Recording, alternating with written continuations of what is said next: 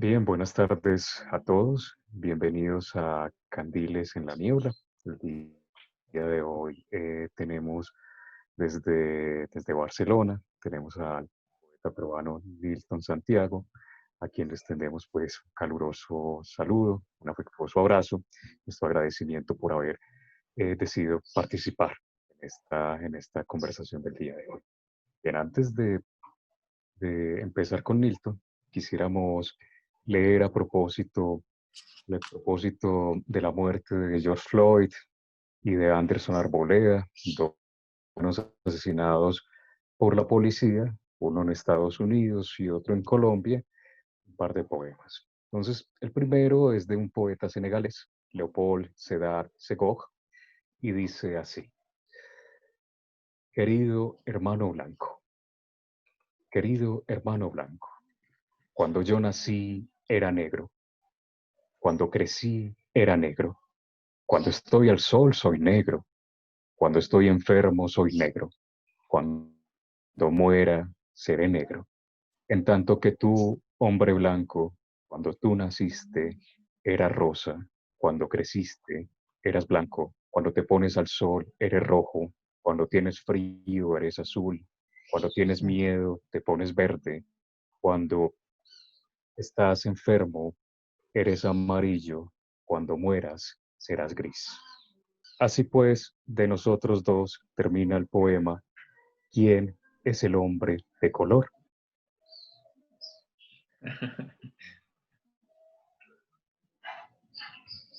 Gracias, Carlos. Y sumando entonces otro poema a esta lectura, a estas palabras de protesta y de compañía, un poema de Darcy Ribeiro que dice: me puse del lado de los indios y me derrotaron. Me puse del lado de los negros y me derrotaron. Me puse del lado de los campesinos y me derrotaron.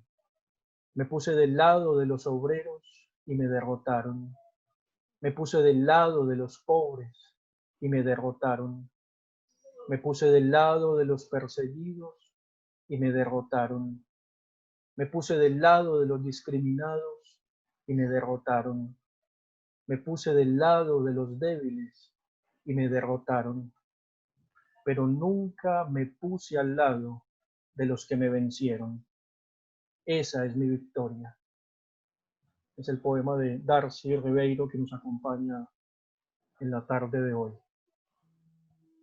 Bien, para continuar entonces, celebrar la amistosa compañía de Nilton Santiago, que muy entusiasta recibió nuestra invitación. Una alegría también para nosotros como lectores, su respuesta, tenerlo acá, compartir con el público y bueno, esperamos un diálogo ameno con todos. Me permitiré leer, antes de darle la palabra a Nilton, una breve reseña biográfica. Dice: Nilton Santiago nació en la ciudad de Perú, perdón, en la ciudad de Lima, Perú, aunque reside en Barcelona hace varios años. En poesía ha publicado El libro de los espejos, Premio Copé, la 11ª Bienal de Poesía Lima 2003, La oscuridad de los gatos era nuestra oscuridad, Premio Internacional de Poesía Joven, Fundación Centro de Poesía José Hierro en 2012, El equipaje del ángel, Premio Tiflos de Poesía, publicado por Visor Libros en 2014. Las musas se han ido de copas, 15º Premio Casa de América de Poesía Americana, publicado por Visor Libros en 2015. Y recientemente el libro Historia Universal del Etcétera, con el que ha obtenido el Premio Internacional de Poesía Vicente Huidobro y que publicó la editorial Valparaíso en 2019. También es autor del libro de crónicas Para retrasar los relojes de arena, publicado por Vallejo y Co. en 2015, y ha publicado las antologías A otro perro con este hueso, Casa de Poesía Costa Rica 2016, y la antología 24 horas en la vida de una libélula, en la editorial Escalino, Sofía 2017. Nilton, ahora sí te damos paso entonces. Insisto, una calurosa bienvenida y Adelante. Muchas gracias, queridos amigos, por invitarme, por haber pensado en mí para compartir esta tarde-noche, compartir, abrazarnos en la palabra y en la poesía. Y bueno, feliz de estar con los espectadores también, que por el momento entiendo que están allí, agazapados como estrellas. Y bueno, ya que mencionas este último libro de Historia Universal del Etcétera, voy a empezar con un poema para empezar por el final, digamos. Entiendo que hace un par de semanas tuvisteis la presencia aquí mismo de Balán Rodrigo, y que es un extraordinario poeta, además de un gran amigo. Y pues precisamente, ahora que han leído ese par de poemas tan potentes, como a manera de saludo y también de reivindicación, eh, nos tocó compartir una mesa a ambos de lectura en la ciudad de Salamanca, en España, el año 2017, si no me equivoco, o 18. El tema es que, bueno, yo había llegado un poco tarde el día anterior, tan tarde que casi me fui directo a desayunar. Y ahí en el restaurante, en el sitio del desayuno, lo vi a lo lejos a Balán. Yo había escuchado de él, pero no lo conocía físicamente, no sabía cómo era físicamente, ¿no? Entonces, había un queriendo, pero sin acercarse, sin dialogar y sin hablar, y al final no nos dijimos palabra alguna durante el desayuno. Por la tarde ya fuimos precisamente a la Facultad de Filosofía de la Universidad de Salamanca y nos tocó leer en la misma mesa. Él leyó primero, ¿no? El auditorio estaba bastante lleno y la verdad es que la gente, tras la lectura que hizo Balán, que bueno, como saben ustedes desde luego, pero los amigos espectadores, él denuncia de alguna manera el maltrato que sufren los migrantes centroamericanos a su paso por México para llegar a los Estados Unidos, ¿no? Y todos los maltratos y suplicios y terribles situaciones que muchas veces los conducen hasta la muerte. Y tiene varios libros que giran sobre el tema. Y precisamente pues leyó de Libro Centroamericano de los Muertos 3 o 4 poemas. Y yo, claro, cuando empezaba a leer, empecé a sudar, ¿no? Porque toda la gente estaba en silencio y casi aguantando las lágrimas. Y yo cometí el error de haber llevado pues unos folios con unos poemas pues muy tontos, de casi, no sé, la típica tontería de poema muy ligero, y que no sabía dónde meterme, si googlear a alguien para leer sus poemas, a Elvira Sastre, alguna poeta de verdad.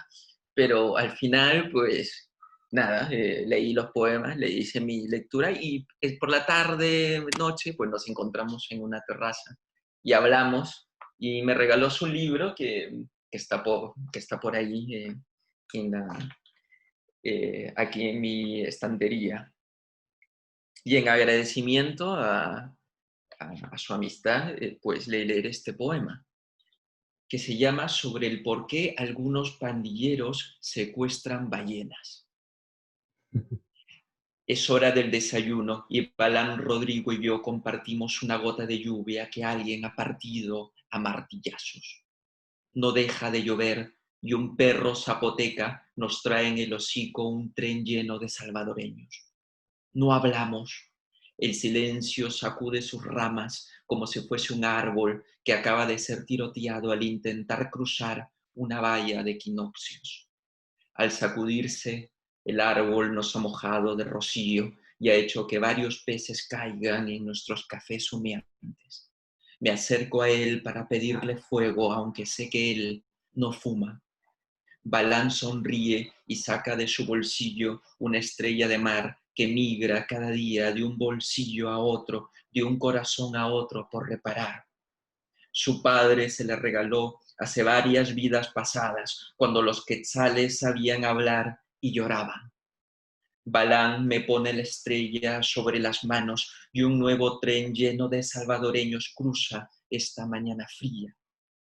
Balán dice que jugaba al fútbol vestido de monje franciscano y que en Chiapas los pandilleros secuestran a las ballenas para enseñarles a pasar las fronteras con el estómago lleno de crack. No muy lejos de nosotros, la Mara Salvatrucha acaba de secuestrar a otra ballena centroamericana. Lo sabemos por la forma en la que lloran los peces asustados en nuestros cafés humeantes. Dos policías que nos oyen hablar nos dicen que los migrantes nacieron de la costilla de un perro zapoteca y no de las lágrimas de las ballenas. Balán le sonríe porque cree que los países no son más que pájaros en migración desde la creación del mundo. Balán cree que yo me río de los pájaros migrantes y que no me creo eso de que algunas ballenas duerman de pie. Entonces se acerca a mí y me pide que cierre los ojos. En ese mismo instante aparecemos en Tecumumán, Guatemala, intentando cruzar el río Suchiate. Mi corazón es una estrella de mar que flota lejos de mí. Nado para recogerla y sin darme cuenta llegamos al otro lado de la frontera. Una ballena jorobada que me ve cree que soy un pez que llora. No lloro, no, pero quizás sea verdad que soy un pez. Cuando alcanzo la orilla, alguien me apunta con su chimba y dispara porque no llevo dólares americanos. Balán coge la bala en el aire y ésta se convierte en un quetzal de terciopelo. Cuando me la enseña, abro los ojos. Entonces veo que Balán Rodrigo está a lo lejos, mirando el vacío que nos separa. Aún no hemos acabado de desayunar ni hemos intercambiado palabra alguna. No sabe quién soy, ni yo tampoco. Sin embargo, hace siglos que ambos estamos muriendo porque siguen matando a los perros vagabundos con veneno para estrellas.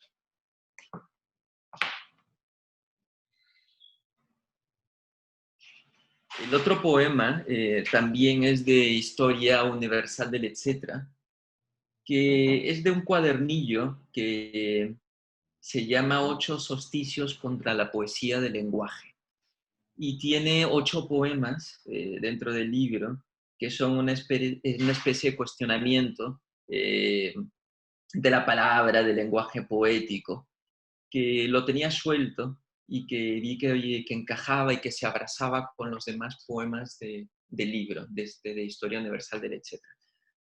Y voy a leer de este cuadernillo, digamos, dentro del libro, un poema que se llama Análisis sobre el fracaso de un poema y del lenguaje para describir la luna llena. Un hecho poético abandona una farmacia donde una pobre vieja ha concertado una cita con este poema. No soy yo el que ve a la vieja sujetarse de la lluvia para sentarse, sino un pelícano. Un pelícano es un ser del aire. Eso lo sabemos porque el aire cruza los campos de girasoles, porque 15.000 litros de aire entran en los pulmones de un gorila al día. Entonces tomamos conciencia de que existe el aire porque sabemos que los gorilas existen. En la farmacia a la vieja le recomiendan cuidarse la glucosa. El hecho poético se pone las gafas de leer y deja al pelícano y a la vieja hablando de sus males. Todo se puede solucionar con paracetamol. El hecho poético baja a la estación del metro, entra sin pagar como es lógico. Un vagabundo le pide dinero, pero el dinero solo sirve para hacernos más pobres, le dice el hecho poético. Igualmente deja caer una moneda como una yema caliente. El vagabundo la guarda en una de las grietas de su corazón. Dos muchachas hablan con una libélula que creo que soy yo. ¿Soy yo o mi representación? ¿Qué coño es ser yo?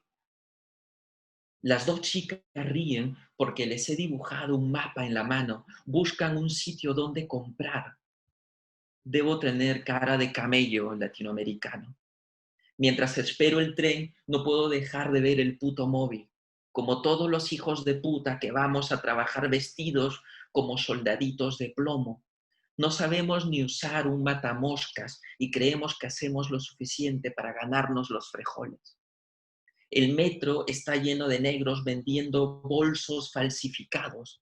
Los miro. También un policía que escupe sobre las vías. Este día no ha existido.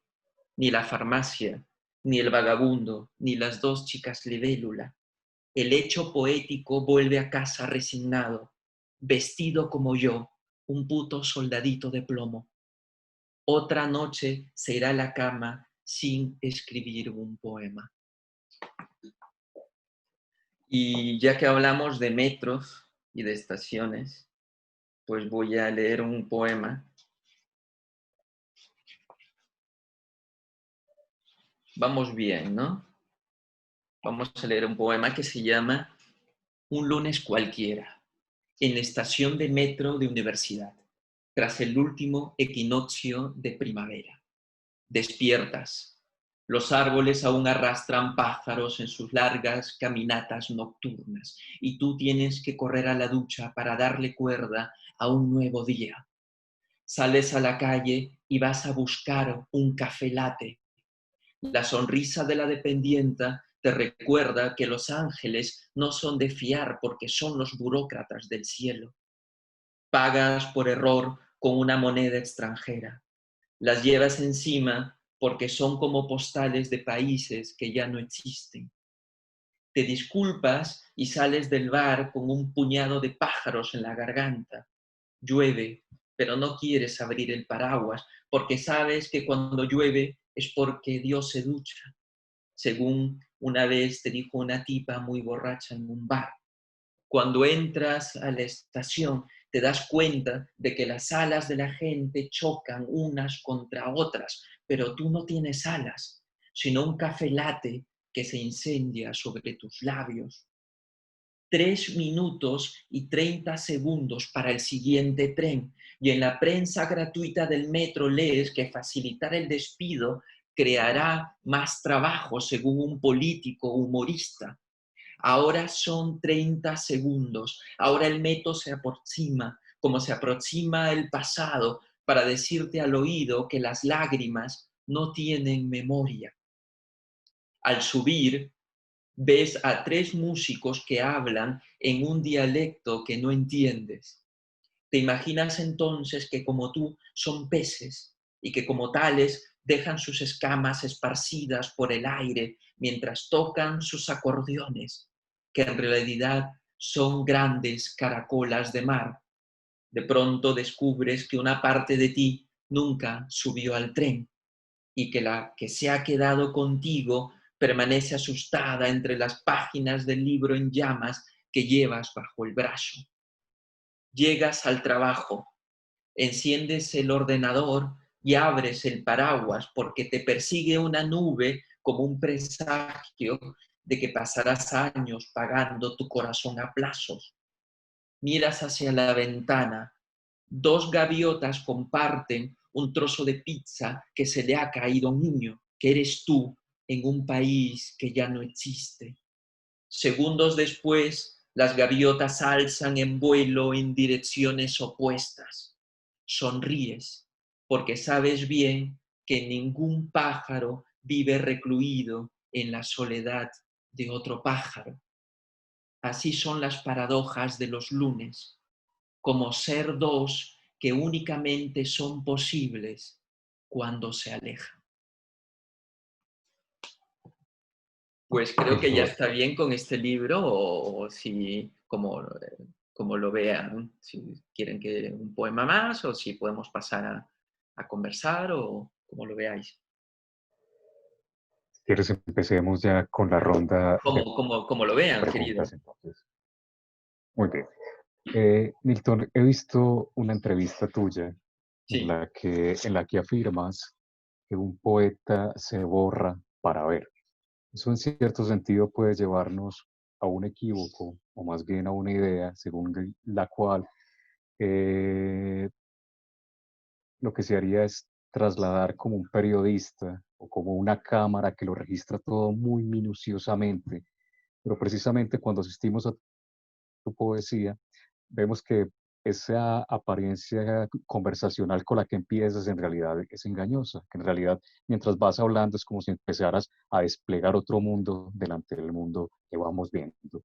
Yo te pregunto si ese mirar, perdón, ese ver del que estás hablando, no sería más bien como un ver imaginativo, un ver que se fija en las cosas, pero que al fijarse en ellas las va transformando al mismo tiempo. Es como si no fueran dos procesos distintos, sino como si ocurrieran a la misma vez, como si en realidad fueras incapaz de mirar a la realidad sin cambiarla.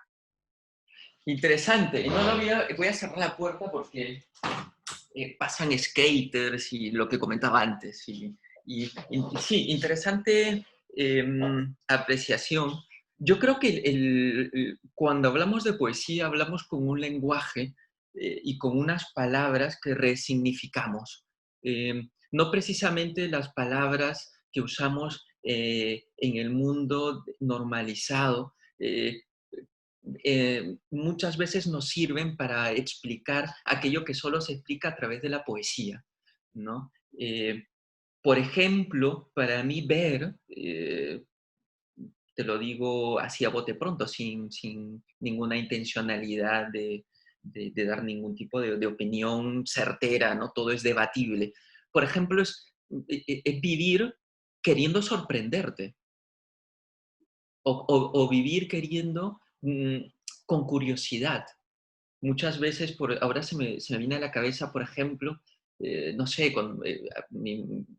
mi madre hace un par de años estuvo por aquí y fuimos de viaje y yo hago mucha fotografía también, ¿no? Pero más a rollo personal y propio, ¿no?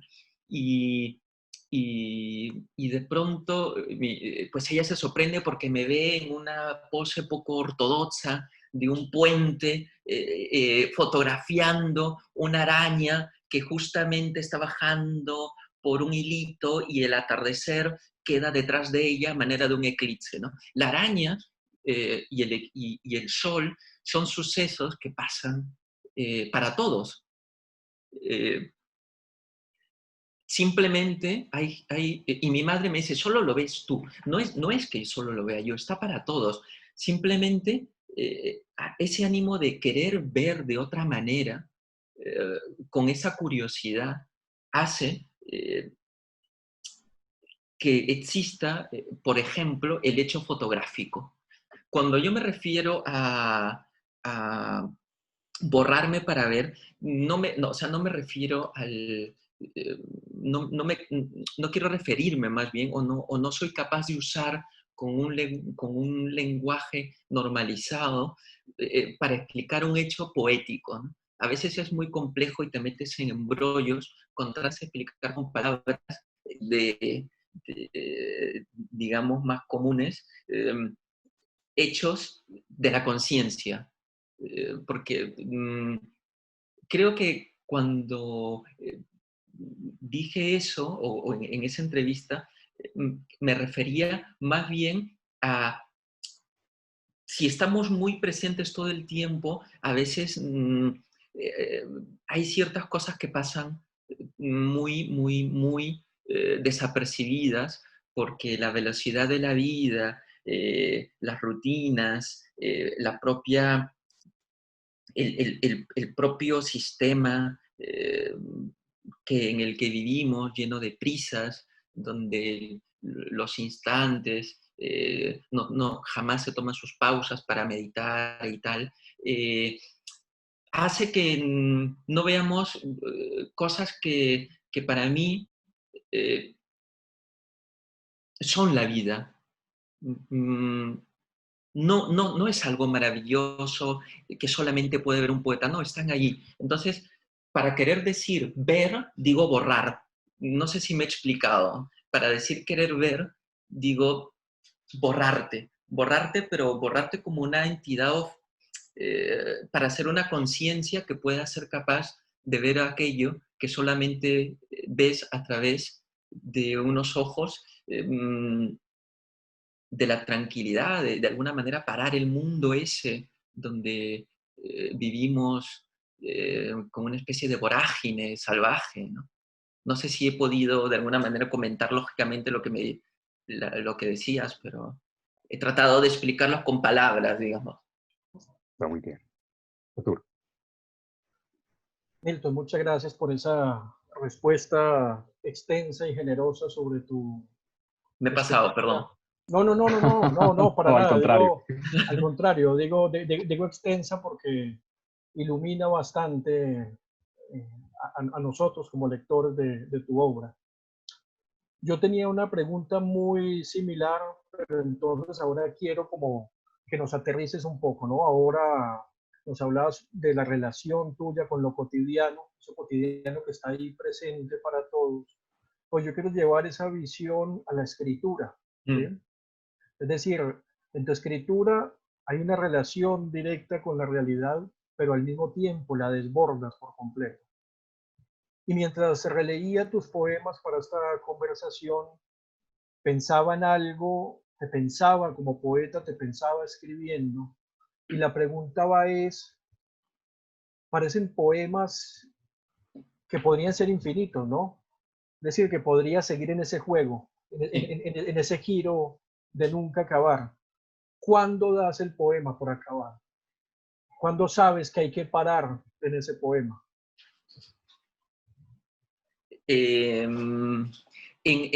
O sea, si vamos al campo básicamente, ¿no? de la escritura, de la ejecución de la escritura, ¿no? ¿Sí? Eh, Probablemente como poetas que son también ustedes, eh, creo que es el propio poema, ¿no? El que te va marcando las pautas, las pausas, las respiraciones. Y creo que es el propio poema. Es verdad que lo que tú dices, yo lo he notado, ¿no? Que a veces esa escritura puede ser, como es tan redundante y a veces va por capas y convoca situaciones eh, que, que igual hay alguna vez me ha dicho algún amigo que me ha leído que igual cree que no son necesarias y otro me ha dicho que sí. No sé, la sensación que he tenido es que un poema, bueno, también tengo que decir que escribo casi de manera automática, casi de manera automática. O sea, no quiere decir que haya poca reflexión, sino que muchas veces el poema sale, pues, de un tirón, evidentemente no finalizado, y, y luego ese poema va buscando como aire, es como un huevo fecundado, digamos, que necesita romper la cáscara y para ello necesita un periodo de reflexión y tal, ¿no? Luego, bueno, ahora lo que pasa es que tú has traído un tema que igual no sé si sacarlo, pero yo escribo mucho en el trabajo. Yo trabajo como asesor legal en un organismo público. Entonces algunas me dijeron, oye, ¿tú por qué escribes con versos tan largos? ¿No? Y yo digo, es que claro, es que intento que parezca un informe por si pasa alguien por detrás, ¿no? Porque si no, la gente dirá, a ver, entonces esa era la explicación, ¿no? Y luego y dijeron, no, a ver, en serio, no, que esa es la explicación, ¿no? Y también la otra explicación es que normalmente el poema para mí, o para los que escribo yo, necesitan como, a veces naufragan, ¿no? Naufragan, están eh, como un ser en medio de un mar que empieza a ahogarse. Entonces, yo le voy lanzando salvavidas a través de pues, noticias de prensa, de hechos que parecen inusuales, pero que pasan y suceden en el mundo de ahora. Entonces se va como van conversando esos hechos con el poema y luego en algún momento pues creo que está, como me dice, déjame en paz, ¿no? Ya no te metas más conmigo y va surgiendo así, ¿no? La poesía o el poema. Muy Muchas bien, gracias, Milton. Milton. Era Emil Cioran o Valéry, no recuerdo en este momento que uno dejaba un poema porque ya estaba harto de él, ¿cierto? Que no había Sí. un final intrínseco en el poema mismo. Milton, yo quisiera preguntarte algo. Has hablado de varias maneras en que debería estar el poeta en el mundo. Has hablado de borrarse, has hablado de borrarse para mirar, has hablado también de ralentizar el tiempo de la experiencia, es en cierta medida es un tipo como de contemplación. La pregunta es, ¿estás definiendo una ética, una manera en que se debería comportar todo poeta o estás definiendo tu ética que es para ti, que es particular y en ese sentido habría muchísimas otras formas de ser un poeta? Sí, bueno, desde luego, jamás me atrevería a cometer aquel atropello, ¿no? De intentar dar ningún tipo de clases, de instrucciones, de nada, ¿no? Mm, mm, Yo he llegado o no he llegado, no lo sé, o estoy en camino de ese tipo de percepción del mundo, sobre todo a través de otro tipo de conductas de la conciencia poética a las que yo, o las que yo me he nutrido a través de aquella formación poética que todo el mundo o que todos nosotros hemos hecho con nuestras lecturas. Eh, y a mí, claro, con los años te das cuenta que te interesa más una poesía que otra, ¿no? A mí, la verdad es que personalmente nunca me ha gustado los sheriff de la poesía que dicen esto es bueno, esto es malo, esto es un poema, esto es un mal poema, porque normalmente aquellos que actúan como tal disparan con pólvora mojada, ¿no? O con pistolita de agua. Eh, y además siempre digo, ¿no? ¿Quién les ha dado el carnet a los poetas que viven repartiendo carnet de poetas? Entonces, a ese tipo de irrogarte capacidades o conciencias poéticas, la verdad es que prefiero no entrar a ese tipo de jardines. Lo que sí, claro, hay poetas que a mí me han enseñado una conducta, una forma de ver, de estar en el mundo, de, de intentar, bueno, ver, básicamente, ¿no? Ver. Milton, quiero dejar para una segunda parte el diálogo sobre la tradición, sobre tus lecturas en un país tan rico como Perú, con enormes poetas. Sí. Quiero dejar eso para adelante, para más adelante, pero tú mencionabas hace un momento también otro aspecto importante en tu escritura, y es el de las otras fuentes que intervienen en ella, lejos de las fuentes literarias pues, o poéticas, ¿no? Y lo digo en particular por una cantidad de datos que vas arrojando en tus poemas, muchas veces científicos, muchas veces tomados de la prensa, y que se revientan ahí, ¿no? Que comienzan a jugar con otra realidad. Cuéntenos un poco, nos decías hace un momento que escribes a escondidas también como otra forma de evasión del trabajo, pero Sí. esas otras lecturas que están por fuera de lo poético, de lo literario, ¿cómo permean tu escritura? ¿Cómo las buscas o llegan o qué tomas de ellas, no? Yo tengo un proyecto, bueno, no, es que no es un proyecto, creo que iba coleccionando noticias insólitas, hechos científicos, aforismos, y digamos que es un work in progress que tiene ya varias páginas y que he ido anotando ese tipo de hechos que por sí mismos creo que ya encierran el misterio de la poesía, ¿no? Porque lo que hacen es revelarnos eh, que hay algo más allá del mundo aturdido en el que vivimos, ¿no? Básicamente, la sociedad de información y la sociedad mercantil en la que estamos casi sumergidos hasta el cuello, por momentos nos quieren convertir en artefactos, ¿no? Cuyo máximo misterio creativo sea hacernos un buen selfie, ¿no? Básicamente. Entonces,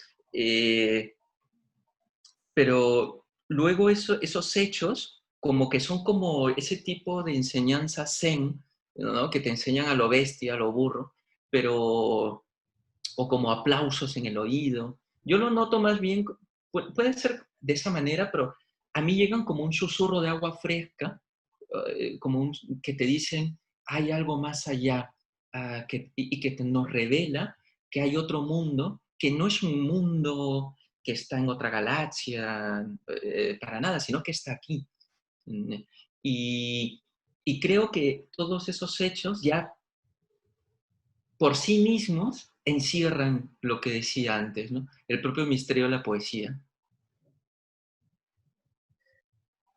Milton, yo quisiera dirigirte una pregunta del público. Aquí Sí, pregunto. Muy bien. Aquí Ángela Gentile nos sí. pregunta en Salamanca. Mencionaste dos palabras, revelación y misterio, como elencos que impedirán poner definición a la poesía. ¿Podrías compartir esa magia? Bueno, un saludo para Ángela, es una poeta extraordinaria y una gran amiga. Estoy muy feliz que esté allí, al otro lado de esta conversación. Supongo que con mucha luz diurna. Sí, claro, es que la poesía en realidad siempre rondamos sobre hechos indefinibles, ¿no? Intentamos definirla y dudo que alguien tenga una forma de conceptualizarlas con palabras de este mundo, ¿no?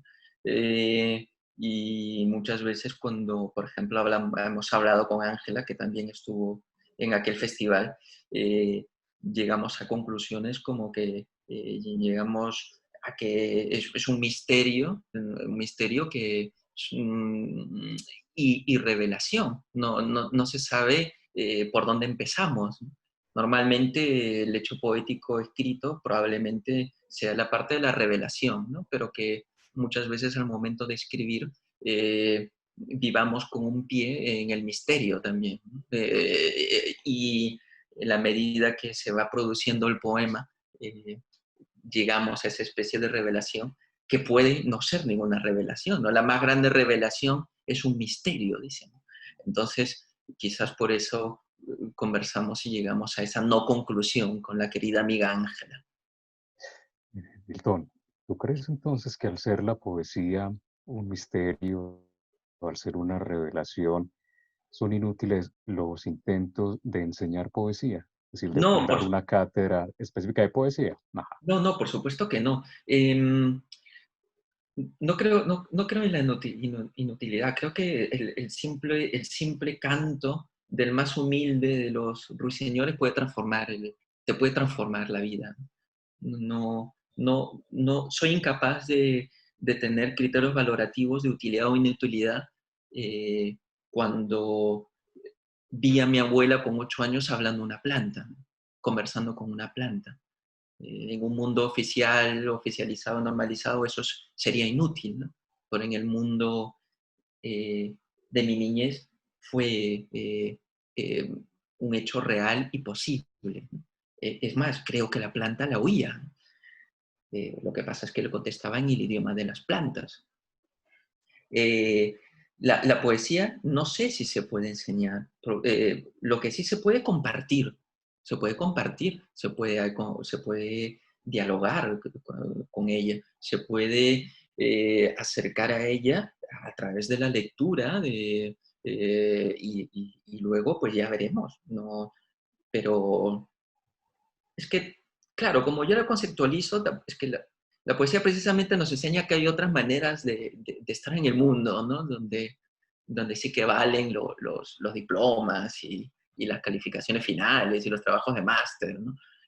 Pero no obstante, desde luego que sí que se puede teorizar y de hecho hay gente que lo hace muy bien, ¿no? Y hace doctorados de 600 páginas sobre un poema, y lo cual valoro tremendamente.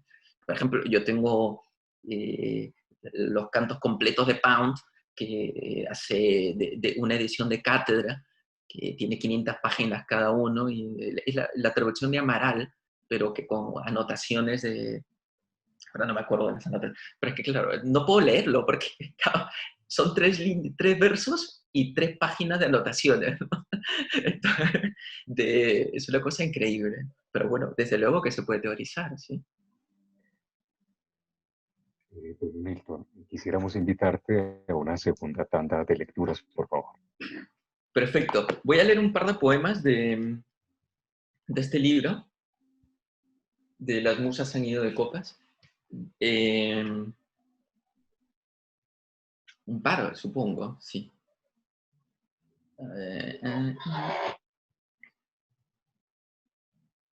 Aunque estemos en mayo, perdón, en junio, yo vivo, vamos, en otro mes. Postal para los últimos días de abril. Hemos ido a dar un paseo con mi padre a la Catedral de Sé, en el centro de Sao Paulo. El corazón de mi padre se ha quitado el abrigo y lo ha puesto en la nevera de mi corazón para ir a dar un paseo. El corazón de mi padre es un día de abril, es un arbusto lleno de agua donde las libélulas se encuentran para ver el amanecer. Sabido es que en algunos días de abril la primavera saca a pasear al perro con el que mi abuelo, el arriero, pasaba las noches para protegerse de los ladrones cuando tenía que atravesar las montañas de los Andes del Perú con mulas cargadas de varios kilos de sal y de melancolía. Pero dejemos estos fríos datos biográficos. Ahora estamos lejos de la infancia, tan lejos como las grandes transnacionales de la soja de estos pobres diablos que caminan descalzos. Estamos en alguna parte del centro de Sao Paulo. Mi padre y yo pasamos nuestros dedos por el mapa de la ciudad, que bien podría ser el manual de instrucciones para convertirse en un pájaro. Y es precisamente lo que estamos a punto de ser mi padre y yo, mientras fumamos apoyados sobre un coche lleno de mariposas. En la plaza de Sé, las mariposas viven de las limosnas de las orugas y se ganan la vida llevando mensajes de amor entre los recién casados. Mi padre me cuenta entonces que también él tuvo que lustrarle las botas a un pájaro, que también él llevó sobre sus hombros la carne fresca de las nubes para que mi abuela preparase las cenas que luego vendería en las puertas del mercado. En ese entonces mi padre era un niño pobre que pasaba las tardes jugando a la rayuela con las cabras y las ovejas de las que jamás se alimentó. Ahora los edificios empiezan a desaparecer, como si fueran los restos de un horizonte que se acaba de acordar que tiene una cita con el médico, y de pronto esta ciudad nos muestra el lado amable de sus gentes, es decir, las sonrisas de sus oficinistas y de sus hippies, las lágrimas de sus hippies y sus drogatas y sus oficinistas. De camino a la estación de Libertad, mi padre y yo hablamos como dos desconocidos que saben cada detalle de la vida del uno y del otro, como dos perros que han compartido el mismo hueso, a sabiendas de que la lejanía que los une ahora es el único lenguaje posible. Ahora mi padre y yo ya no hablamos, ahora solo fumamos y caminamos por alguna calle del centro de Sao Paulo, pensando que en este preciso momento el horizonte que ya no está es en realidad el amor que camina en muletas a nuestro lado. Mi padre cubre la luna con la bufanda de los sueños rotos de los peces. Mi padre es todas estas mañanas en las que tengo un día de abril en el corazón. Milton, discúlpame, por acá te Sí. están pidiendo el favor de que leas el oficio de Rambo. ¡Hala! Pero ese poema nunca lo he leído. Oh, No, a ver. Sí, sí, por supuesto. ¿Quién nos pide esto para luego mandarle un WhatsApp?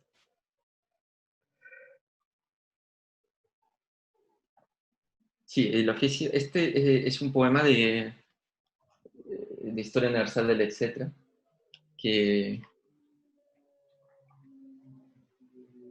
si lo encuentro.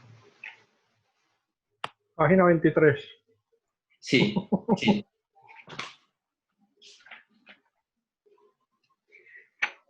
El oficio de Rimbaud.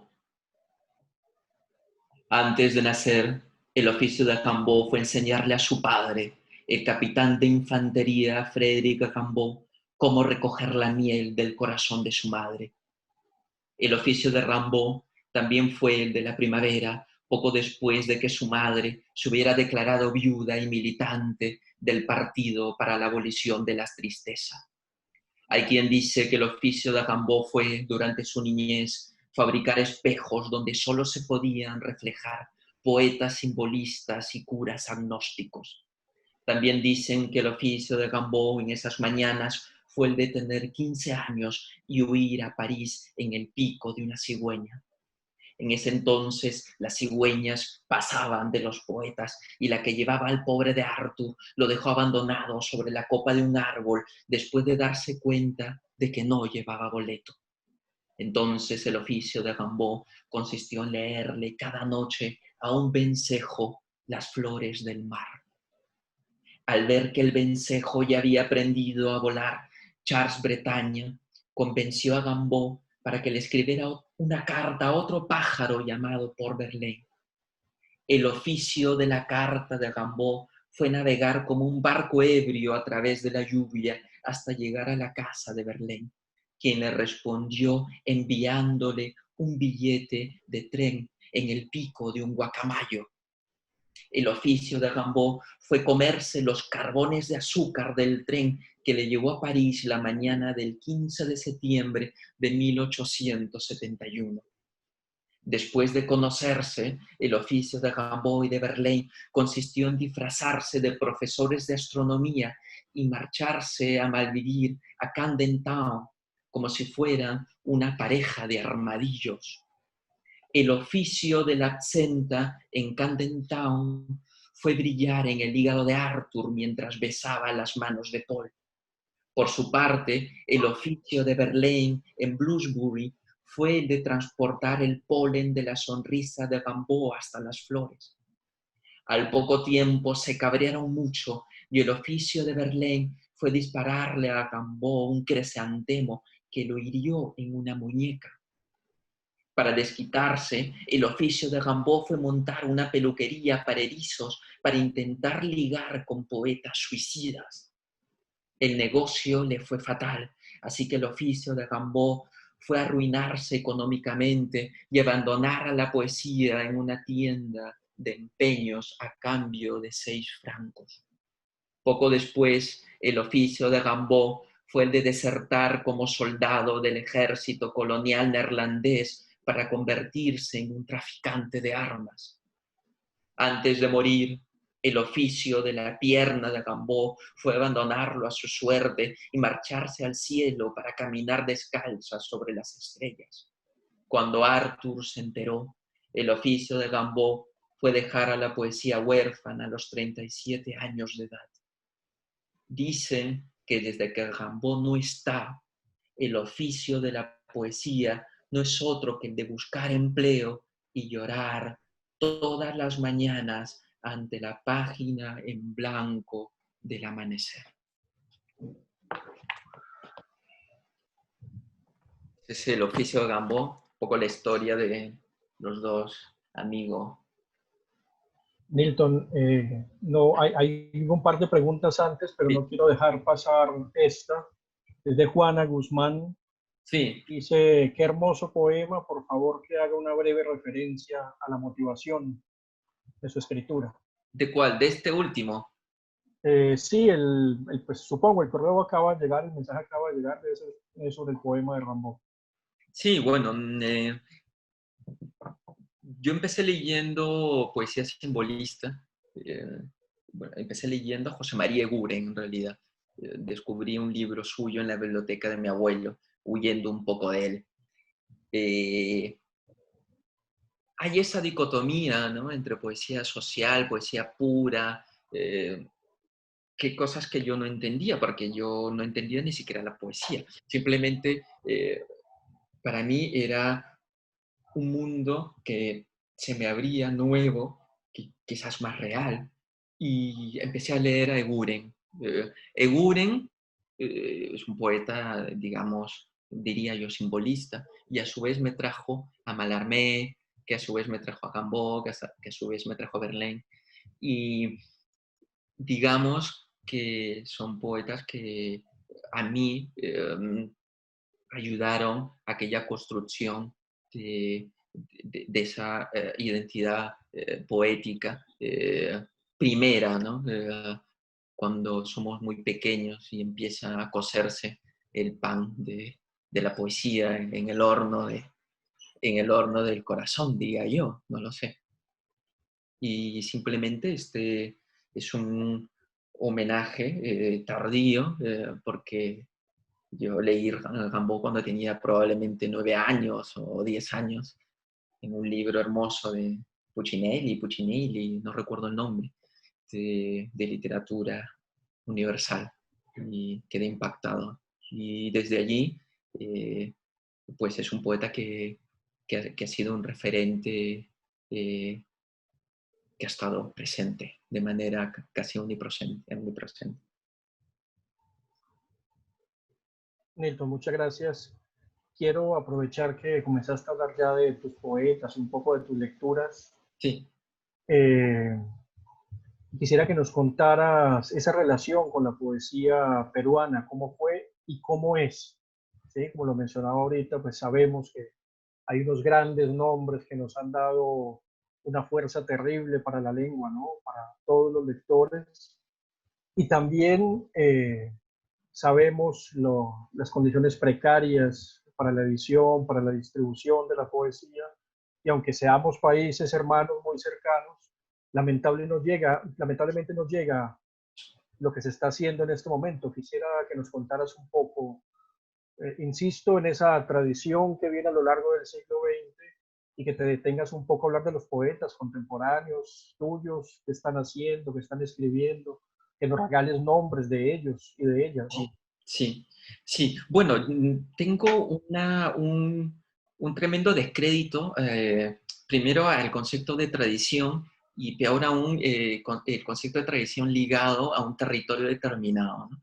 Prefiero pensar eh, en, en la poesía como un hecho de la lengua, un suceso de la lengua.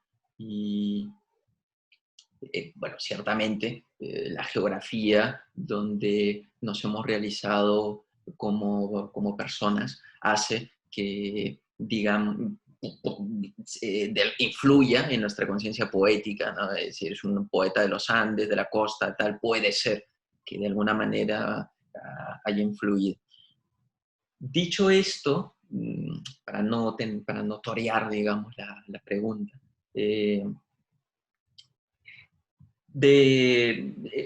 lo que decía antes, ¿no? El hecho de que Eguren me haya llevado, haya barrido su poesía, digamos, para casa, ¿no? Hizo que yo sea un lector muy tardío de Vallejo. Lo leí muy tarde. Y me fui por el lado, evidentemente, de Guren, que me llevó a los poetas simbolistas, y luego los simbolistas me llevaron al surrealismo, que me trajeron de vuelta, por ejemplo, con César Moro y Emilio Adolfo Westphalen, ¿no? Para mí, dos cometas en el universo de la poesía de la lengua latinoamericana, más allá del hecho anecdótico que hayan nacido en el Perú.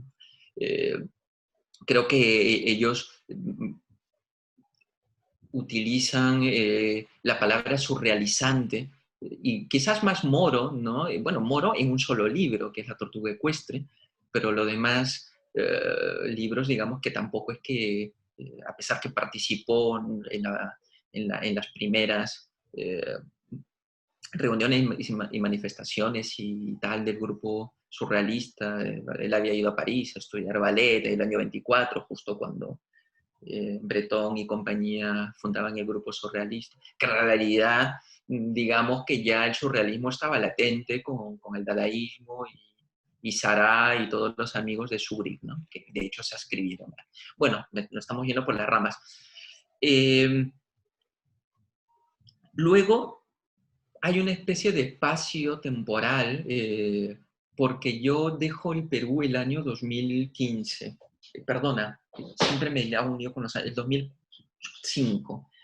Entonces, no soy, digamos, la persona más adecuada para comentar quién es o qué se produce en poesía ahora mismo, ¿no? Sé de los problemas que hay porque básicamente la gente, como aquí mismo, o supongo que también en vuestro país, se lee poco, ¿no? Y se lee menos poesía. Entonces, cuesta mucho la edición, la distribución. Tampoco tenemos grandes distribuidoras continentales, digamos, que permitan conectar nuestras queridas repúblicas, ¿no?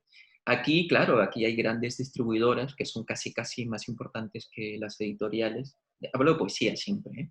Que si no estás relacionado o que no tienes una buena distribuidora, claro, poco haces con tus libros, ¿no? Yo me quedé un poco en la generación del 2000.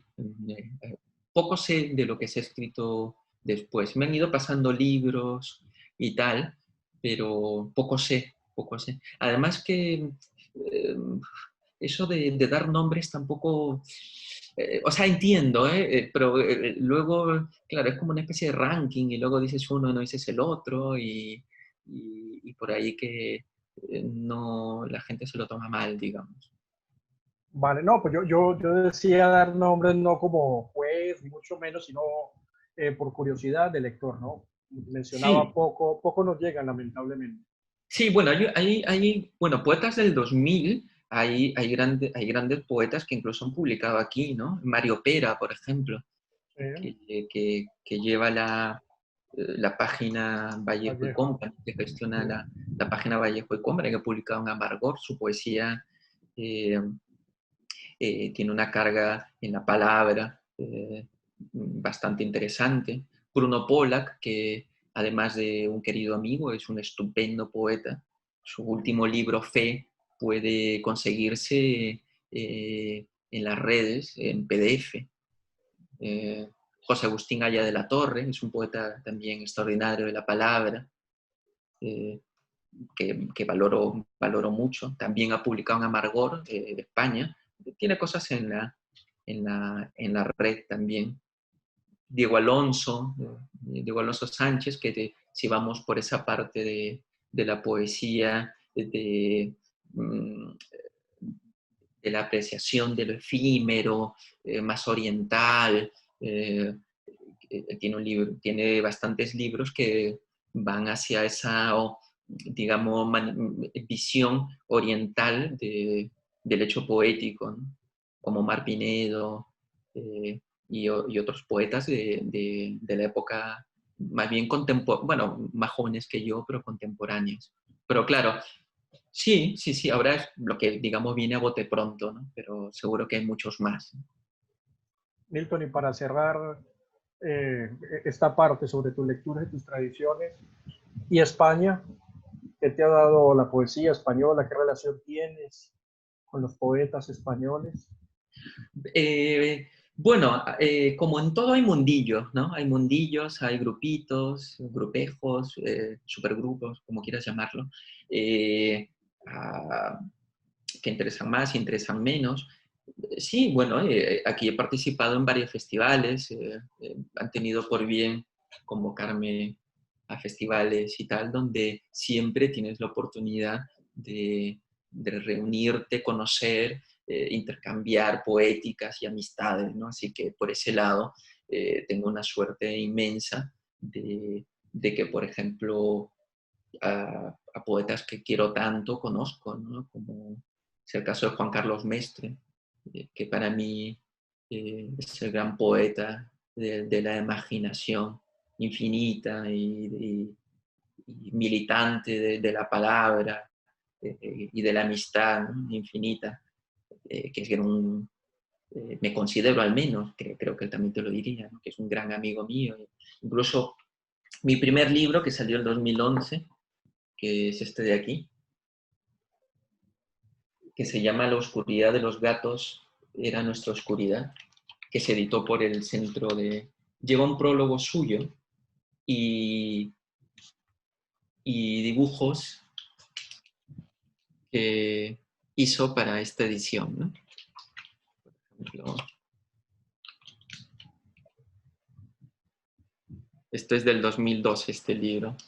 Y bueno, sí, vamos conociendo. La poesía aquí es tremendamente potente, ¿no? Nosotros la conocemos hace mucho tiempo, ¿no? Porque está incluida muchas veces en nuestras currículas eh, universitarias o incluso hasta el del cole, ¿no? Creo que goza de muy buena salud y, digamos, la poesía que a mí me interesa, pues mira, es la de Juan Carlos Mestre, Antonio Gamoneda, hay muchísimos nombres, o sea, no, hay muchísimos. Gracias, Nilton. Milton, yo quisiera hacerte otra pregunta del público por acá. Jueli Baos nos pregunta, Milton, su poesía está llena de ironía y de imágenes que se acercan al mundo del cuento. Sí. No son las composiciones típicamente oníricas, dicen mucho por la vida de la cotidianidad. En ese sentido, quería preguntarle cómo entiende la relación entre la poesía y otras ficciones narrativas. Uy, qué interesante pregunta. Sí, parte del hecho de una especie de... claro, yo he ido no evolucionando, sino involucionando, digamos, al revés, ¿no? Porque los primeros libros sí que tenía una búsqueda en hacer el poema bien hechecito, el poema que se parezca a un poema, y luego me di cuenta que esas búsquedas, no sé, a veces echas en falta, o escribes lo que echas en falta leer, ¿no? Y mis lecturas en alguna época fueron, eh, entiendo, que muy constreñidas al hecho poético. Y en realidad, claro, yo me sentía, o sea, cuando terminé un periodo de escritura, que estaba empezando a, no sé, no me identificaba en lo que escribía, ¿no? Digamos que cuando yo estoy a petit comité, más con amigos y tal, digamos que se fabula, hay mucho humor, nos reímos un montón, hay mucho cariño y fábula en nuestras conversaciones. Entonces, fue más bien un llevar la poesía a los hechos cotidianos que no en viceversa, ¿no? Y me di cuenta que la poesía, pues mira, también se podía remangar los pantalones y entrar cruzar el lodo, ¿no? O sea, no tenía por qué solamente ser aquella construcción tan bien hecha y tan seriecita que aparece, ¿no? No quiero decir que esté contra ella, yo hablo de un acto creativo, no, o sea, yo lo que leo es eso, o sea, me refiero a mí, que ya lo que a mí me interesa ya está escrito, entonces, ¿para qué intentar llegar a aquello que está tan bien hecho? Entonces, quizás aquella cercanía más bien al carácter que tengo yo, que es más cercano, pues mira, a una conversación llena de humor, llena de ironía. La ironía igual no es todo risas, ¿no? La ironía muchas veces es el tamiz que usamos para protegernos de las grandes contradicciones de la vida, ¿no? De los grandes eh, agujeros en los que solemos caernos a lo largo de la existencia, ¿no? Y luego, claro, estas tragedias con los años, con el tiempo o con las distancias se convierten en ironía, ¿no? Y creo que la ironía es una buena manera de tratar de gestionar o de abrazar las grandes tragedias que no son tan grandes a veces, ¿no? Que creemos sufrir, ¿no? Gracias, Nilton. Nilton, hay un par de preguntas del público que yo quiero tratar de sintetizar en una Sí, para no abusar tampoco de tu palabra. Una no, de no, ellas, estamos aquí entre colegas y hablar. vale, Nilton, muchas gracias. Una de ellas la hace Helman Pardo Sí. y pregunta por tu relación con el agua y por su constante presencia en tu poesía, lógicamente, ¿no? Y la otra pregunta la hace Karen Arizala y va en torno a palabras como lágrimas y lluvia, que también aparecen en tus poemas, que son palabras muy solemnes, pero que el uso que les das a ellas no permiten que se agoten en tu poesía, ¿no? Mm, Yo creo que mm. eso puede girar un poco en torno a la reflexión por el lenguaje en tu poesía, ¿no? Para que nos cuentes. Sí, bueno, gracias a Helman y a la compañera que nos ha preguntado. Gracias por su compañía esta noche.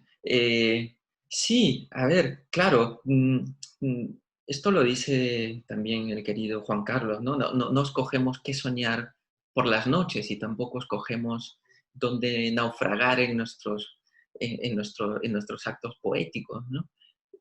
Probablemente esto viene en relación con lo que decíamos antes, que de alguna manera nuestra poesía eh, quizás es el resultado de alguna situación geográfica y tal, ¿no?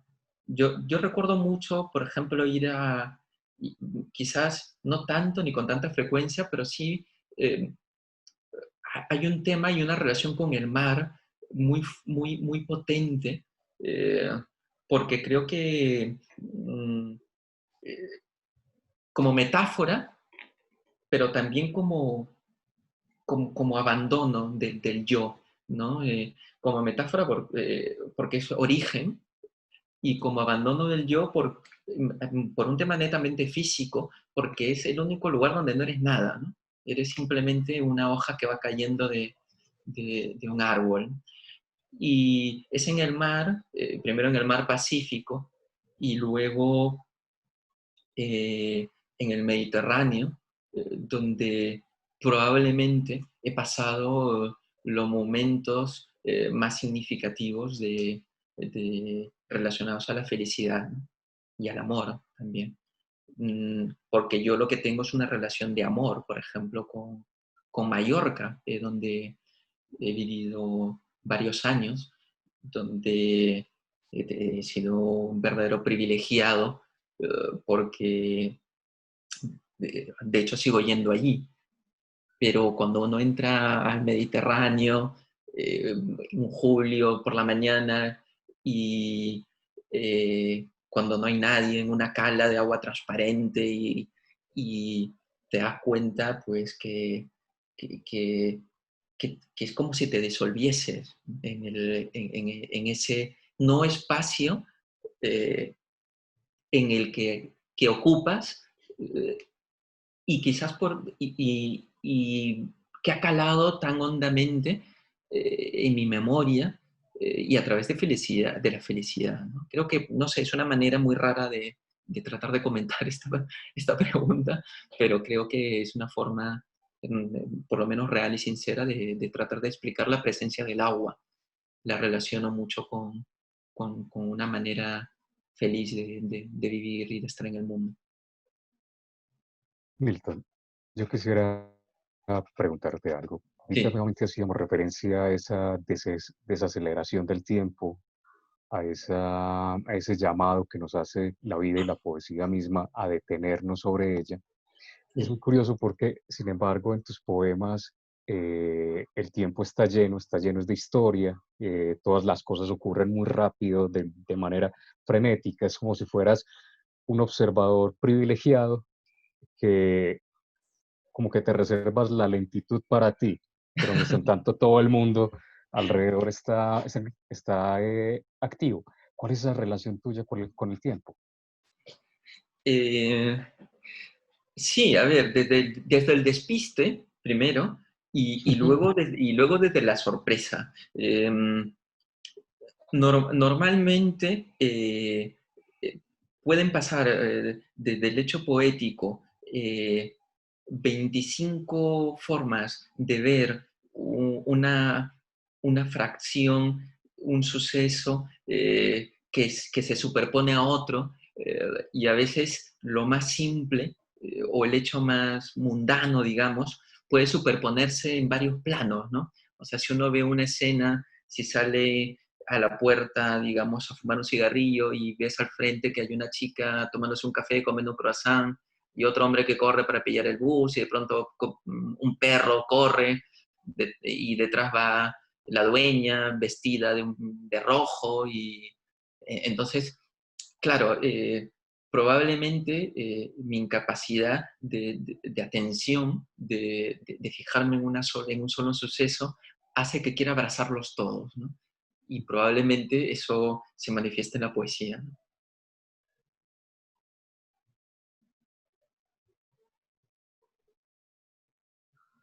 Gracias, Nilton. Nilton, hay una pregunta de Giovanna Santiago, Ah, sí, mi hermana.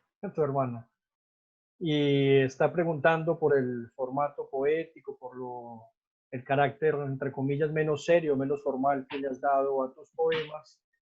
Y tu hermana pregunta que si estarías animado a incursionar en la narrativa, ya que sueles mezclar un poco de todo.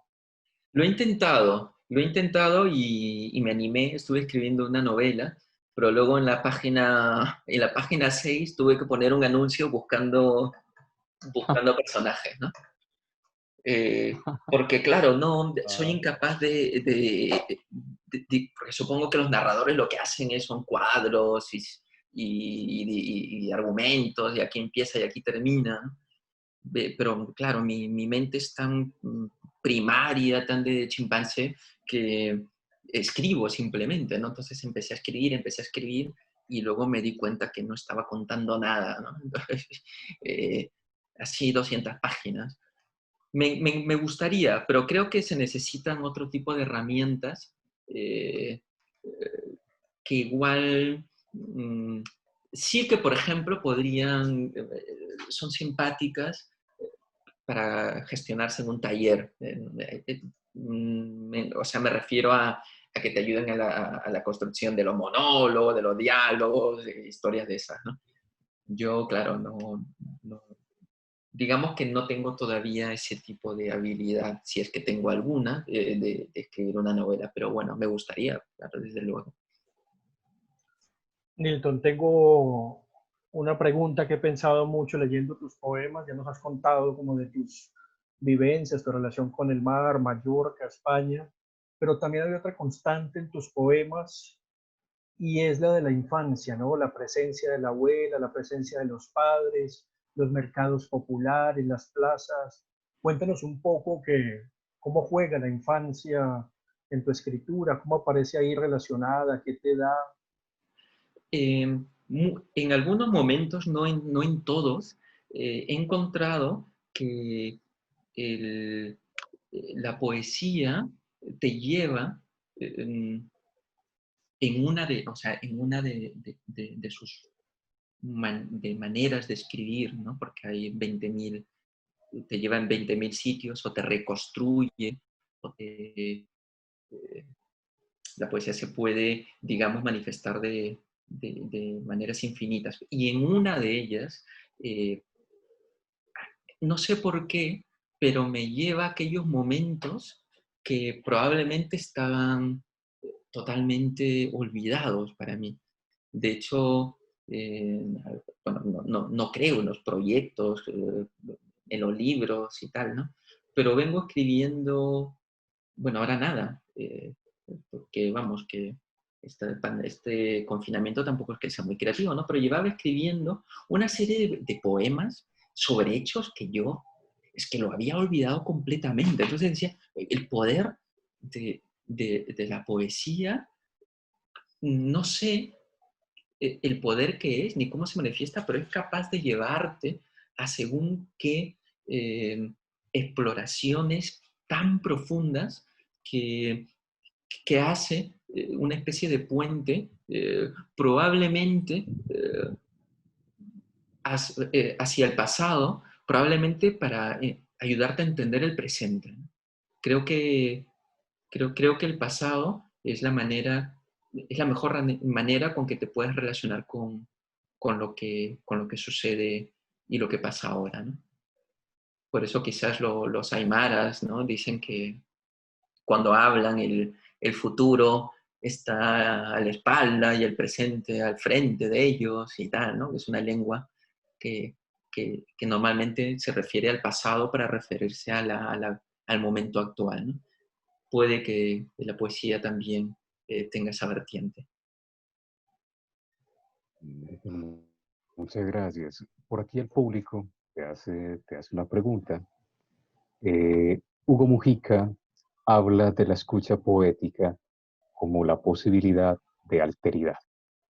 ¿Sería el mirar o la contemplación un decirse a sí mismo, una aprensión que subyuga al otro en la experiencia? Está compleja la pregunta, ¿cierto? Está compleja, está compleja. Un decirse, o sea, la apreciación es un decirse. Sí, claro, claro, por supuesto. El, el ver del que hablábamos al principio de nuestra conversación, más bien está relacionado con la velocidad de la vida para para no mirar, sino para ver. O sea, no me refiero a... No, y también supongo que Mujica se refería a eso, ¿no? Que no se refería al hecho físico de mirar, ¿no? Sino al hecho de la conciencia de ver, que, que muchas veces renunciamos y abandonamos porque nos han enseñado a ello, ¿no? Normalmente corremos detrás de un pretendido éxito que nos han que nos han vendido como única y exclusiva manera de ser alguien y de relacionarnos con el mundo, ¿no? Y eso hace que perdamos aquella maravillosa manera de estar, que es el ver, ¿no? Y el ver, claro, esa manera de ver que decía Mujica, probablemente también sea el hecho del poema, ¿no? Una mirada. Incluso, incluso un Paul Valéry solía decir que la mayoría de la gente ni siquiera miraba, o miraba, no miraba los objetos, sino que miraba eran los conceptos que tenía sobre los objetos, ¿cierto? Sí, Es difícil como es acostumbrar eh, la mirada ya a lo que tenemos programado. sí, sí, sí, sí, precisamente. Pero bueno, eso no... eh, muchas veces caemos en aquello por pereza también, ¿eh? O sea, nos es más Ujú. fácil no cuestionarnos, ¿no?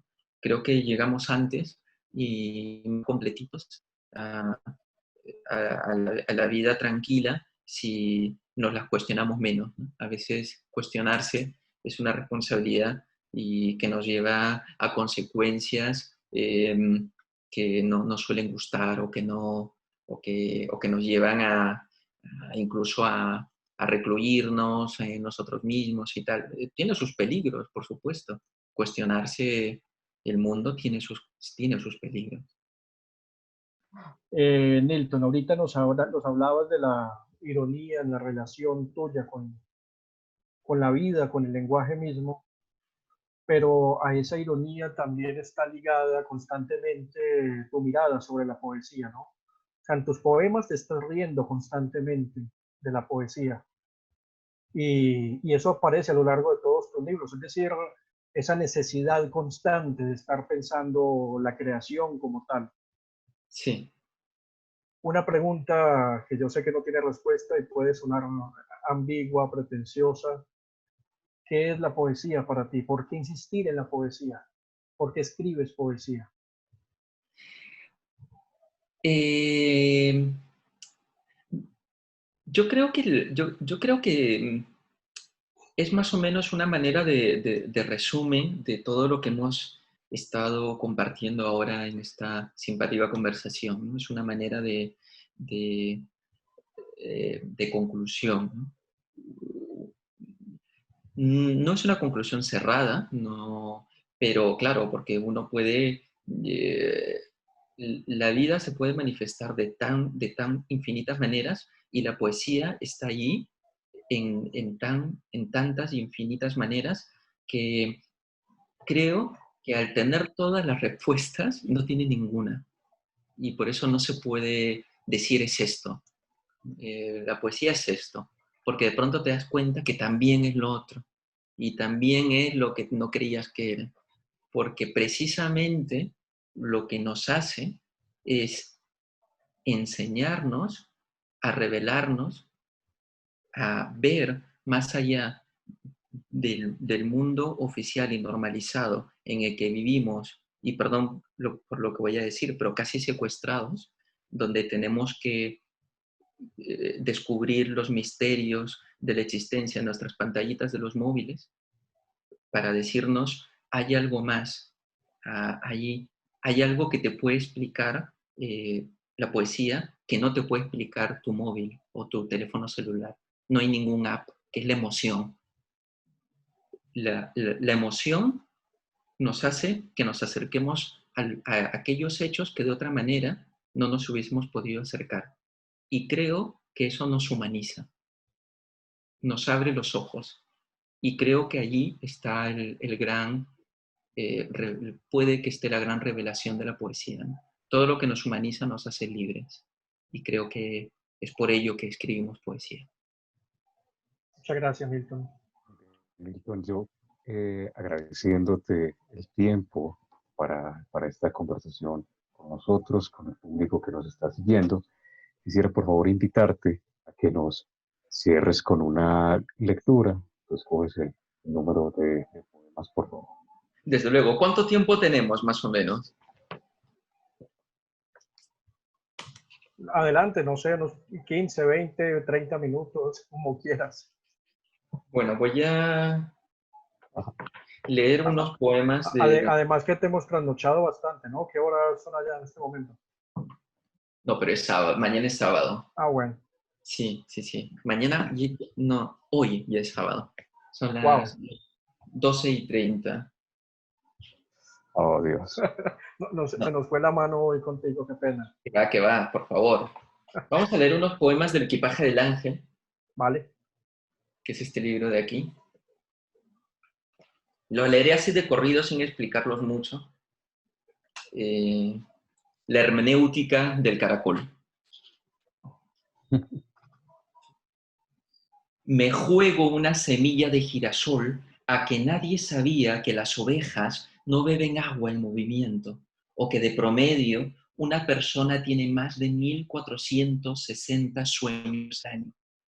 Eso sí, sabemos que algunos búhos seducen a los árboles para llevarse de paseo la sonrisa de los suicidas, o simplemente para beber las lágrimas que Baruch Spinoza abandonó cuando se enteró de que sus filosofadas sobre la sustancia divina infinita, que para él era la realidad o Dios, eran un cuento chino. Es cierto, la vida se parece demasiado a un montaje de Brecht y muchas veces la soledad nos pilla los dedos.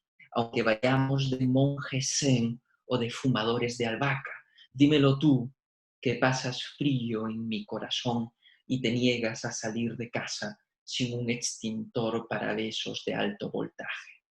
Un extintor puede que sea tan inocente como un cuchillo de madera que regresa al bosque para atentar contra los aserraderos.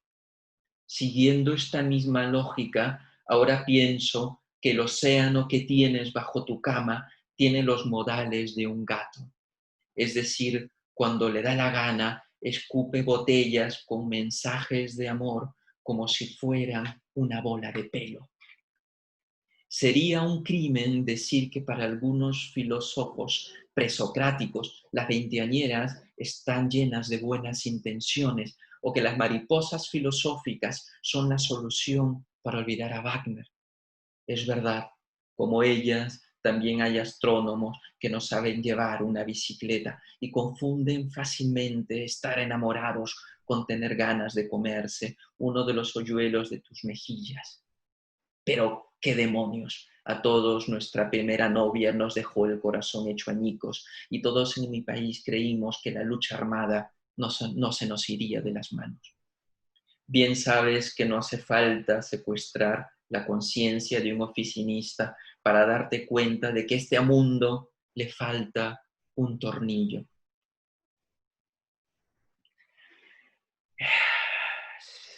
Me he perdido. Es sociológicamente admisible saquear un banco o engañar a un querubín con comida para aves a cambio de entrar al cielo, pero si denuncias a un político que ha ganado la lotería 20 veces al año, probablemente tendrás que empacar tus lágrimas y tirarlas por el retrete. No obstante, no os hagáis los despistados. Escribid con una pluma de vuestra espalda, salid a la calle sin abrir las alas, y veréis que tampoco vosotros sois los que creéis.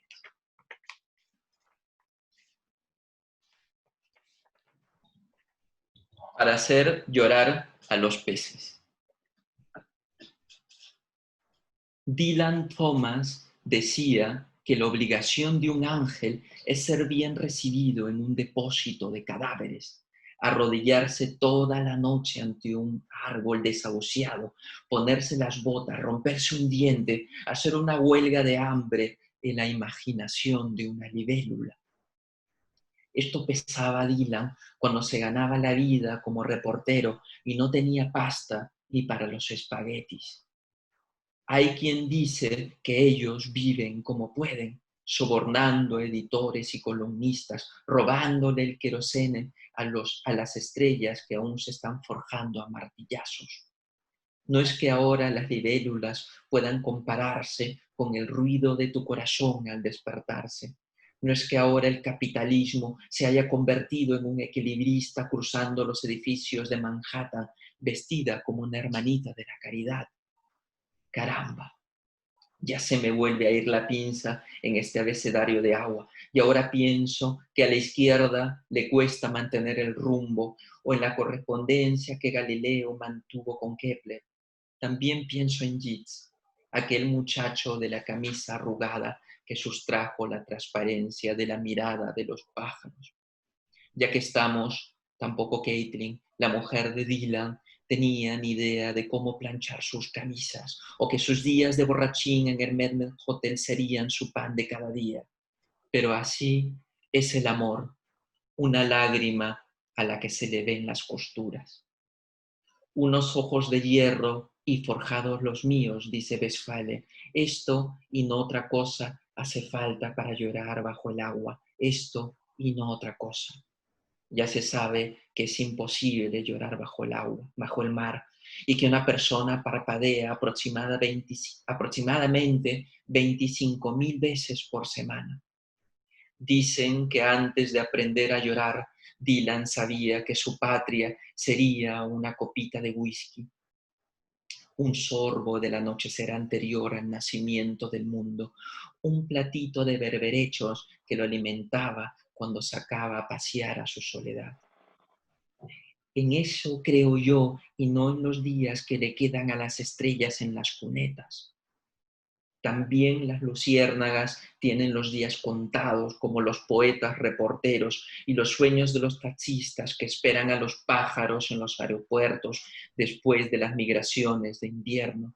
Es una lástima, Dylan, que también la soledad sea un abrazo sobre las vías de un tren inocente, como un teléfono descolgado, abandonado su suerte como un perro después de la temporada de caza.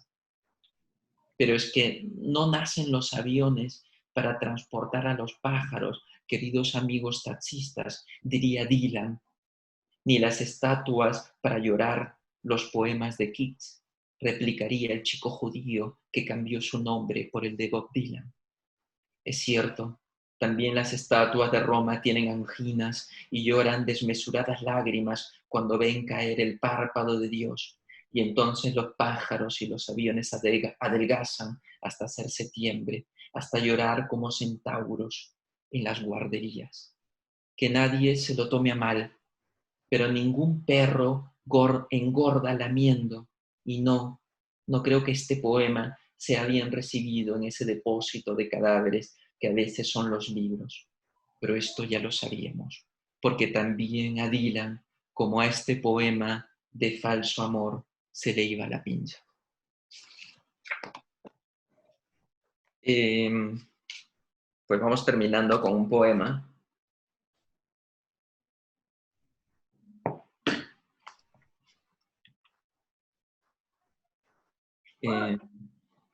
¿Mm?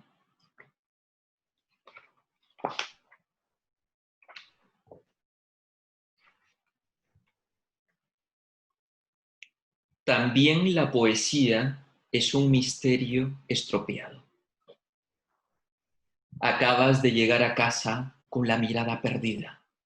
Todos sabemos que has pasado la noche aspirando el cielo y liando a los controladores aéreos con esa forma de pasarte al otro lado de las nubes al desmaquillarte. Y yo aquí, esperándote para nada, como un pobre embarcadero que espera las lágrimas de las merluzas al amanecer. Siempre has sabido que tener un perro llamado Gambó puede que vaya en contra de la moral de las universitarias, pero aún así te empecinas a llamar a las cosas como las cosas no quieren ser llamadas, como amor a los restos del amor.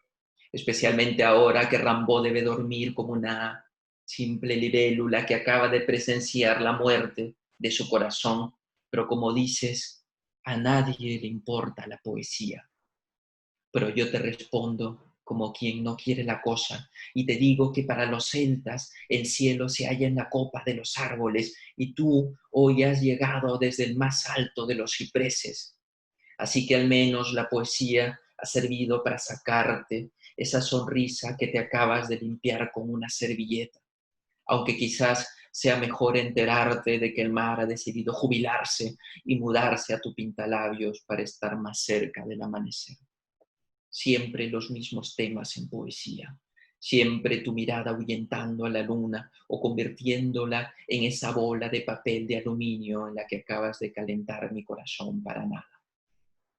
Aún no ha terminado de amanecer y el diario entre tus bragas por el suelo nos susurra que el tío Sam no puede quitarse de encima a los islamistas después de haberles financiado hasta el corte de barba. También leemos que Lucánicos, el perro protestante griego, ha muerto porque las estrellas se han puesto en huelga y necesitan que alguien le ladre al jefe, es decir, al pastor barbudo, y que el gobierno de Caracas dice su expresidente llora desde lo alto de un árbol reencarnado en un pájaro. Simplemente el mundo, como tu corazón, es un misterio estropeado. A nadie le importa que una nueva ecologista haya sido asesinada en el Amazonas. A nadie le importa el por qué Titirica, un payaso brasileño, ha sido reelegido diputado con 1 millón de votos. Y nadie sabe que por ti me convertiría en liberal y te leería a Adam Smith al oído cada noche y a toda la escuela de Chicago si hace falta. Pero ya lo intuyes, si supongo que ya lo sabes. Soy como aquellas gallinas que tienen las llaves de su propia jaula y salgo a cacarear cuando los granjeros y las estrellas duermen.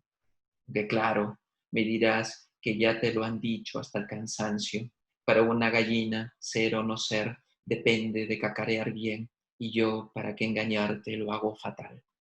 Para mí, que soy tan torpe como un camello ligando con una osa polar en un iglú, el ser o no ser depende de que me mires, de ver tu mirada metiendo en embrollos a un amanecer infinito.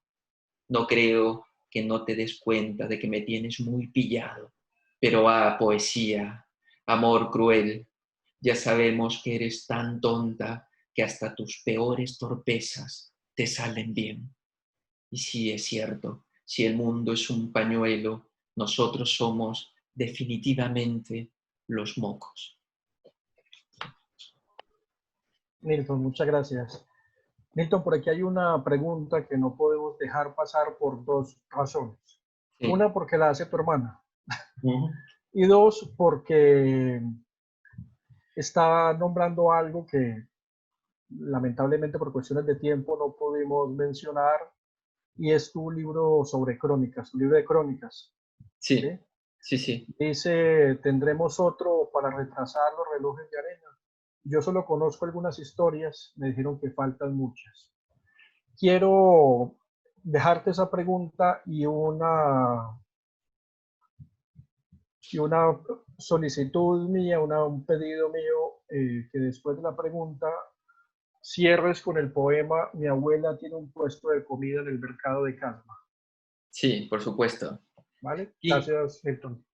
gracias, querido. Sí, ese libro de crónicas, yo pasaba un momento un poco raro, así un poco despistado, y, y precisamente, pues, mi querido amigo Bruno Pollack me propuso escribir una especie de entrada en el blog de Vallejo Company, semanal, más o menos contando algún tipo de, que otra peripecia de viaje, donde en estos últimos, o estos primeros años, digamos, de estadía aquí en esta parte del mundo.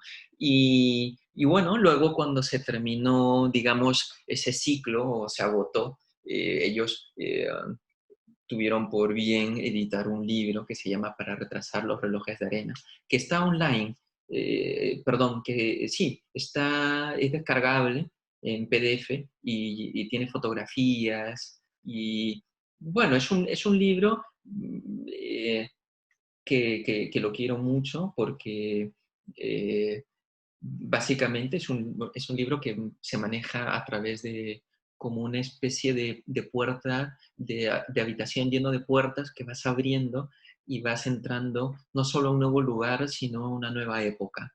Eh, Me refiero eh, algún suceso que pasa en el pasado o que ocurre, perdón, en el pasado, en algún tipo de experiencia y como una especie de espiral, ¿no? De tal. Y bueno, la idea probablemente habrá que esperar que tenga otro mal momento de esto eh, para que me vuelvan a proponer a hacerlo.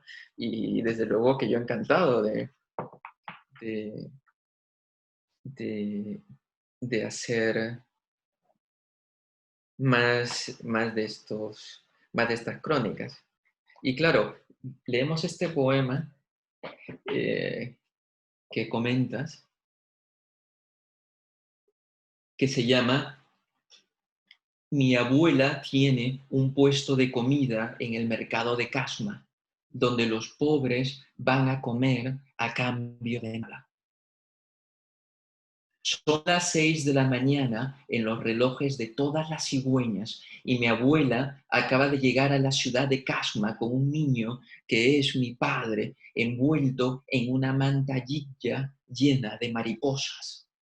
Ha tenido que abandonar el fondo del mar huyendo de los abusos de uno que cree que el amor significa atar a la pata de la cama a un ángel y darle de comer comida para peces. Mi abuela, fuerte como una lágrima a punto de romperse, ha juntado todas sus baratijas y ha decidido poner un puesto de comida en la ciudad de Casma. Mientras cocina, mi abuela cuida que el viento no llegue tarde a su cita con los pájaros, para que los pájaros acudan puntuales a despertar a mi padre, quien pasa las madrugadas haciendo largas colas para comprar la carne más barata entre las carnes. Mi padre es un niño tan alto como una puesta de sol, pero aún así tiene el oficio de recoger la lluvia para que mi abuela tenga agua suficiente para fregar sus ollas. El puesto de comida de mi abuela estaba llena de las sonrisas de mi padre y también las de los perros que solían dormir bajo los taburetes donde se sentaban sus clientes con la barriga llena de estrellas. En mi país, los perros callejeros duermen donde pueden y sueñan que cruzan nadando las lágrimas de Dios. A la hora del desayuno, mi abuela empezaba por borrarles los lunares a sus clientes con quitamanchas, porque sabía que las estrellas tenían que volver al cielo después de haber abrigado la piel de los más pobres. Entonces los pobres de Casma se sacaban una moneda debajo del corazón para pagarle el desayuno, pero mi abuela, alta como una puesta de sol, solía sonreírles y salirles en cambio otra caricia recién horneada. Los pobres de Casma entonces pagaban con sus lágrimas la comida que mi abuela les ofrecía sin recibir nada a cambio. Esto lo sé porque sé que mi padre transportaba el agua de lluvia para que mi abuela tuviese agua suficiente para fregar las ollas. Aún hoy, los pobres en Casma tienen perros pobres y aún hoy todos en Casma saben que los perros pobres también venían a saludar a mi abuela llevándole un hueso o un milagro en el hocico, como si le trajeran el periódico. Ella los recibía mientras desayunaba con mi padre sobre sus piernas y compartía con ellos las sobras de las comidas. Un día de otoño, mi abuela se metió a mi padre al bolsillo y partió a la ciudad de Lima para vender comida en las puertas de otro mercado y nunca más se la vio por Casma. Aún hoy, si miro bien detrás de la lluvia, veo que mi padre es un niño que corre detrás de una pelota de terciopelo que también es el corazón de mi abuela. Entonces me doy cuenta de que los pobres de Casma aún esperan que mi abuela despierte debajo del árbol donde ahora duerme y que los hijos de los perros pobres aún yacen debajo de los viejos taburetes donde se sentaban sus clientes con la barriga llena de estrellas. Ahora sé, después de tirar a la basura otro yogur caducado y media nevera, que en los relojes de todas las cigüeñas es la hora de la cena de los pobres de Casma. Ahora que lo mencionas, justo esta mañana, justo que hemos convocado este poema, he leído en el periódico que han encontrado en la ciudad de Casma, es exagerado, en el pueblo, digamos, de Casma, una momia de un perro de 1000 años, que aún se le notan las almohadillas de las patitas. Es increíble, lo vi esta mañana y estuve alucinando porque creo que es un lugar donde se desarrolló la cultura sechín, si no me equivoco. Igual me equivoco totalmente. Y que tenían gran amistad con los perros, ¿no? Como los amigos Mochica también, que tenía una infinita amistad con los perros sin pelo, estos que les llamaba, que creo que se llaman viringos, ¿no? Y que se representan en vasijas y tal, ¿no? Entonces he creído oportuno comentar la noticia de el descubrimiento de este perro de 1000 años, justamente cuando leemos este poema el día de hoy, con todo el agradecimiento y por estos puentes que ustedes van creando, que nos acercan no solo a la palabra poética, ¿no? Sino, y creo que sobre todo, a la palabra humana, que nos hace estar más despiertos y por ello creo que más felices de alguna manera en estos días oscuros de pandemias, historias, y a cuidarnos un poquito todos, ¿no?